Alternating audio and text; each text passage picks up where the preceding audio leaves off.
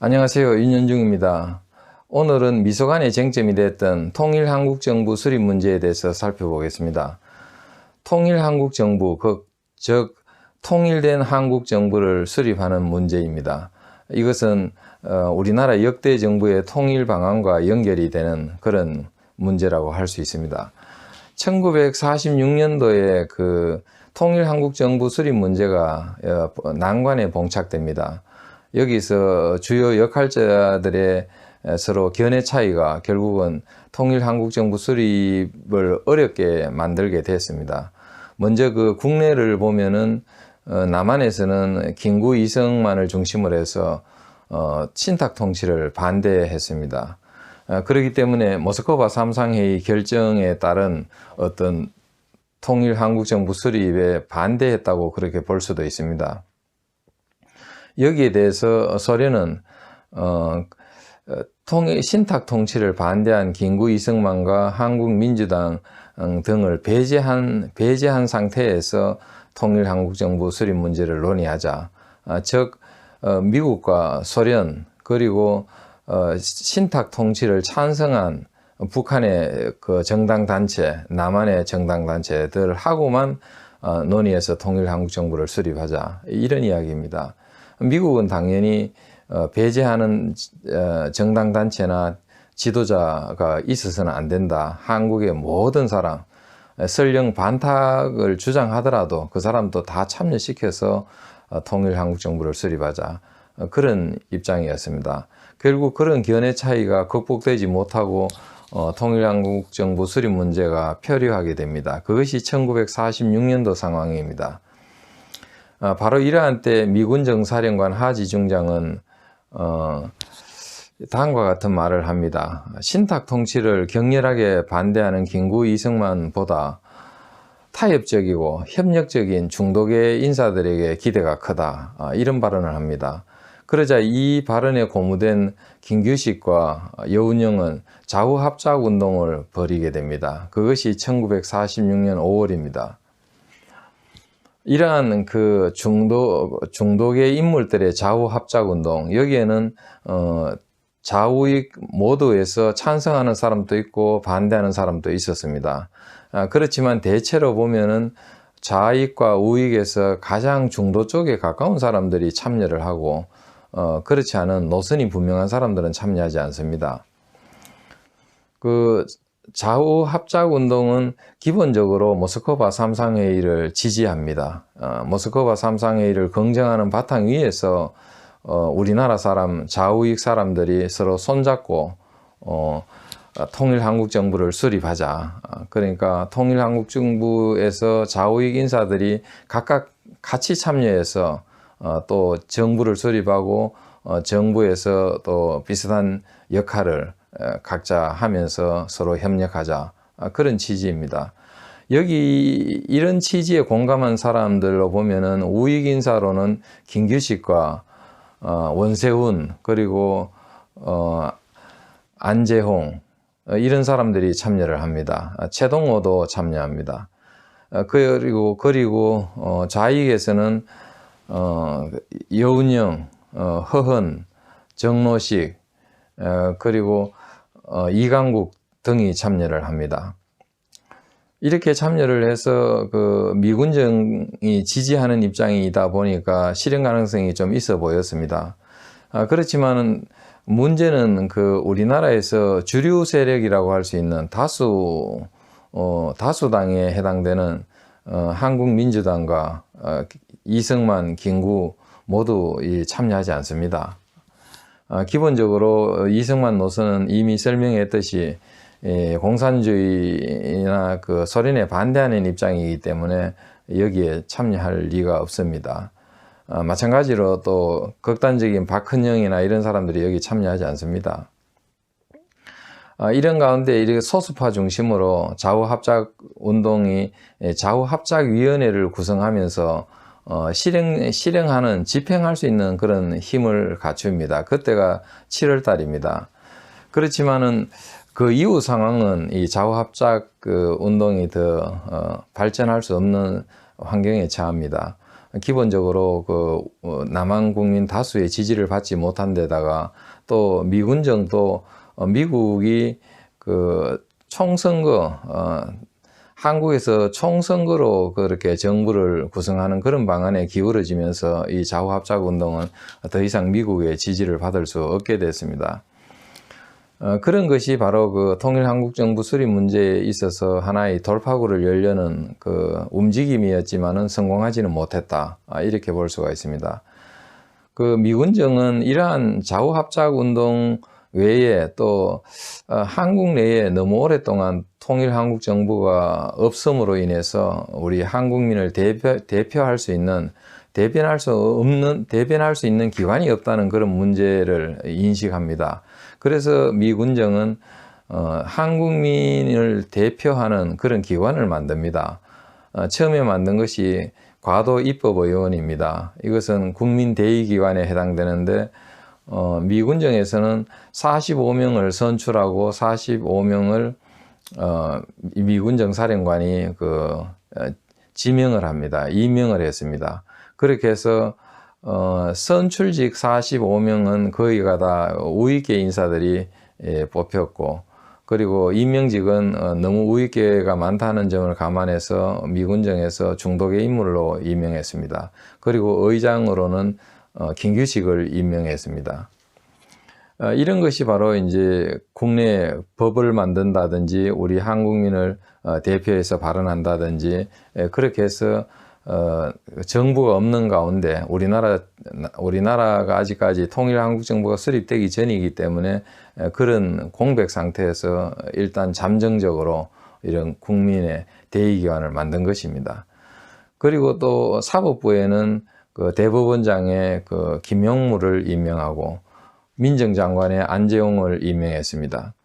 민정장관은 행정수반입니다. 안재홍은 우리나라 통일한국정부가 없는 가운데 행정을 하면서 우리 한민족의 그런 어떤 행정수혜를 위해서 일을 했습니다. 1947년부터 1948년 5월 달까지 약 1년 조금 못되게 근무를 했습니다. 이와 같은 것은 미군정이 나름대로 돌파구를 열려고 한 노력입니다. 미국은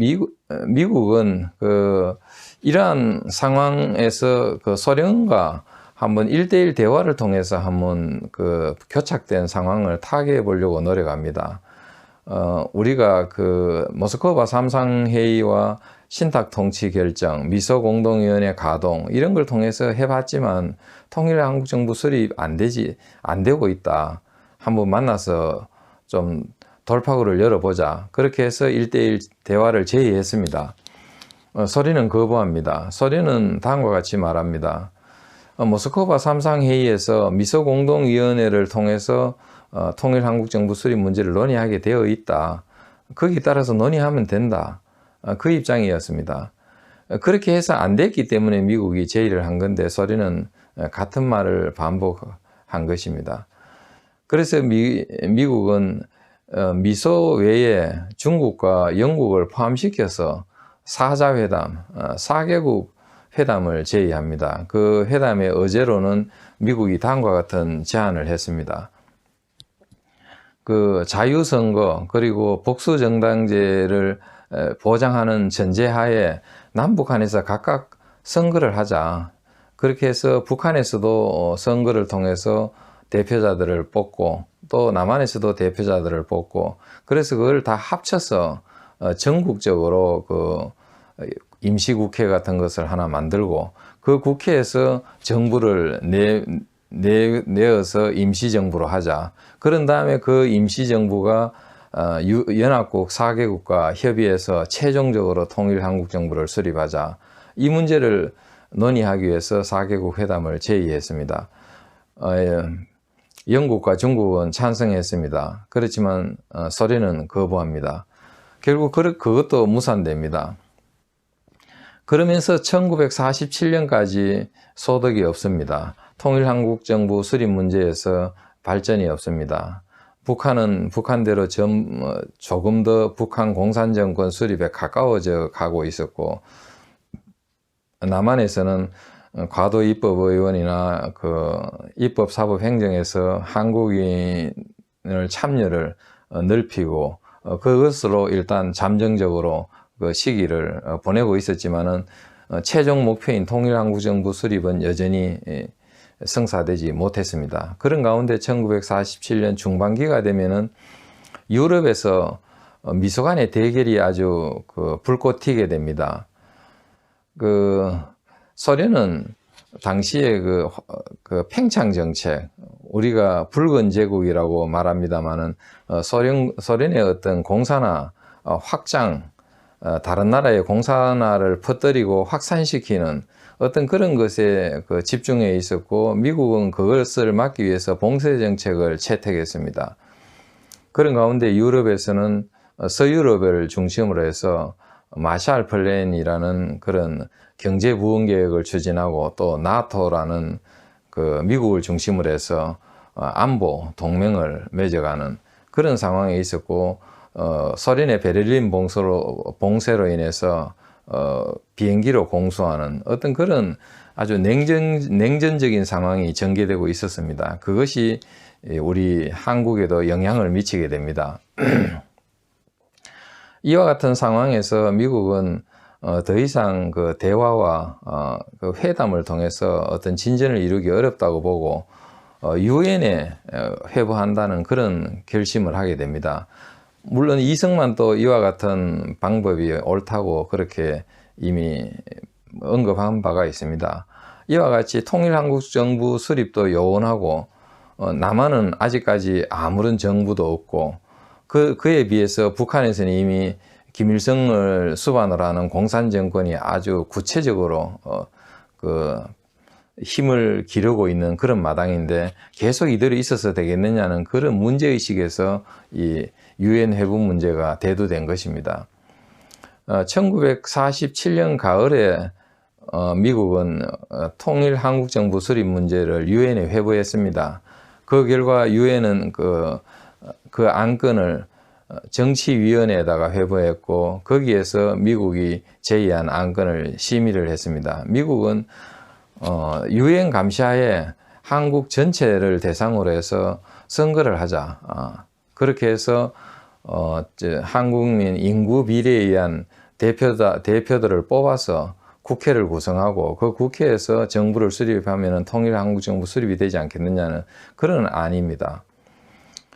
그 안은 정치위원회에서 별 이의 없이 통과되었습니다. 그리고 11월경에 유엔에서는 이것을 본회의에 회부를 합니다. 여기에서 물론 소련은 반대합니다. 소련의 입장은 똑같습니다. 모스크바 3상회의를 준수하자는 거고, 미소공동위원회에서 협의해서 정하자는 그런 의견이었습니다. 그 의견에 진전이 없는데도 계속해서 그것만 앵무새처럼 되풀이하고 있었습니다. 여기에서는 일부 수정을 했지만은 결과적으로 압도적인 지지로 통과가 됩니다. 그렇게 해서 유엔에서 한국 임시위원단을 만들어서 한국에 보내게 됩니다. 27명으로 구성된 유엔 한국 임시위원단이 한국에 와서 선거 준비나 투표를 감독하고, 그렇게 해서 공정한 선거가 되도록 하겠다는 그런 것입니다. 여기에 대해서 소련은 처음부터 반대했지만은 유엔 한국 임시위원단이 한국에 왔을 때 소련은 한국민끼리도 잘 할 수 있다. 협의해서 통일한국정부 수립 문제는 얼마든지 해결할 수 있다. 유엔 도움 필요 없다. 이렇게 하면서 북한에 오는 것을 거부합니다. 그렇게 해서 유엔 한국 임시위원단이 북한에 가지 못하고 남한에서만 활동을 할 수 있게 됐습니다. 유엔은 그와 같은 상황에서 선거가 가능한 지역만이라도 하자, 그런 의결이 됐고, 미군정사령관 하지 중장은 1948년 3월 1일 서울광장에서 연설을 하면서 앞으로 봄이 되면은 그 총선거가 있을 것이다. 그렇게 말을 했는데 결국 5월 10일 날 선거를 하기로 정해지게 됩니다. 이와 같은 상황에서 그 박헌영은 북한에 있으면서 선거 방해 지령을 보냅니다. 박헌영은 수단과 방법을 가리지 말고 선거를 방해하고 또 유엔의 그 한국 임시위원단 그 사람들의 활동을 방해하라고 그렇게 지령합니다. 그래서 남한에 있는 공산주의자들이 여러 가지 전단과 포스터를 붙여가면서 유엔 한국 임시위원단의 활동을 방해하고 제대로 한국에서 활동하는 데 지장이 있도록 그렇게 합니다.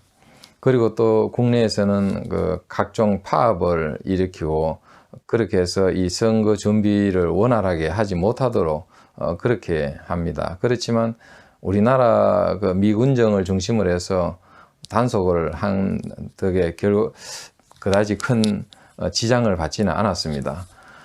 또 한편 그 김구와 김규식은 이번 총선거 유엔 감시하에 총선거에 대해서 이것은 남한만의 단독 선거인데 이렇게 하면은 분단이 된다고 하면서 이 선거 참여를 거부합니다.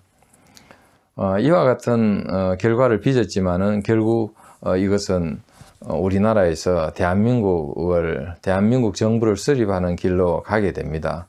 그것이 이 1946년부터 48년 우리나라 정부가 수립될 때까지의 과정인데 이렇게 해서 대한민국 정부는 태어났지만 통일한국 정부는 수립되지 못합니다. 그것은 물론 책임이 소련과 북한 공산주의자들에게 있는 것은 명확합니다만은 결론부터 말하면 통일한국 정부는 수립되지 못했고 그래서 그것이 숙제가 돼서 오늘날까지 우리나라 역대 정부는 통일 방안을 내놓고 있습니다. 그 통일 방안을 내놓게 된 것이 결국은 1948년에 통일 한국 정부를 수립하지 못했기 때문이라는 그런 것을 참고로 이해하시면 될 것 같습니다. 예, 감사합니다. 수고했습니다.